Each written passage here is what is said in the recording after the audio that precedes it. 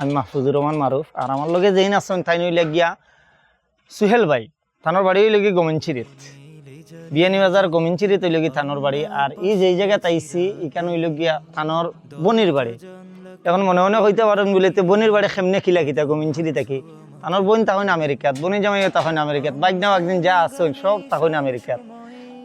মামা যেহেতু দেশে আসছেন, বনির বাই যেহেতু দেশে আসছেন, একটু দেখাশোনা করো। অত টাকা মইনুল ভাই লাখ লাখ টাকা যে ইনো যে ইনভেস্ট করলা, এখানে মাটিত কররা না ঠিক জায়গা মতো কররা, এখানে তো দেখতে হইব না কিতা ভাই।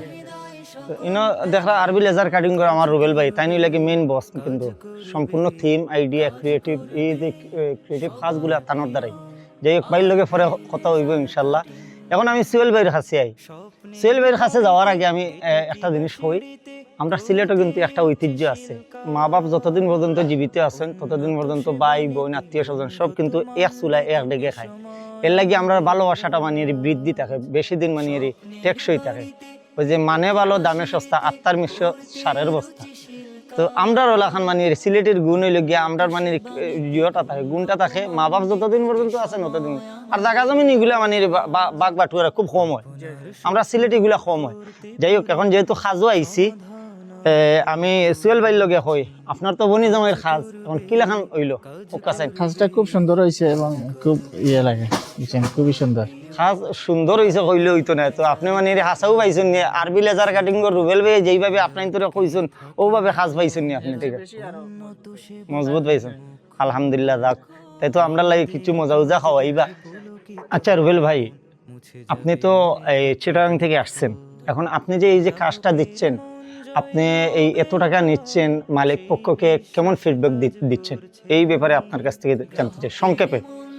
ধন্যবাদ মারুফ ভাই। আসলে জানি না আমি কতটুকু সন্তুষ্ট করতে পারছি আমার কাজ দিয়ে, কিন্তু এখানে অল ওভার দেখে আপনি যে জায়গায় উপস্থিত আছেন, এখানে আমাদের সুয়েল ভাই যেখানে উপস্থিত আছে, মইনুল ভাই প্রতিনিয়ত ভিডিও কলের মাধ্যমে তদারকি করছেন, তো আপনিও দেখছেন। হ্যাঁ, তো আমি বলবো না আমার কাজ দিয়ে কতটুকু সন্তুষ্ট করছি, এখানে তৃতীয় পক্ষ ভাই আছে, ভাই বলবে যে কতটুকু সন্তুষ্ট করতে পারছি আমার কাজটা দিয়ে। যে আলহামদুলিল্লাহ খুব সুন্দর হয়েছে এবং 100% যতটুকু বলছেন এর চেয়ে অনেক বেশি সুন্দর হয়েছে। এবং আশা করি আর আমাদের তো টাইসে বাকি রয়েছে, রঙের কাজ বাকি রয়েছে, এগুলা হওয়ার পরে আরো সুন্দর লাগবে।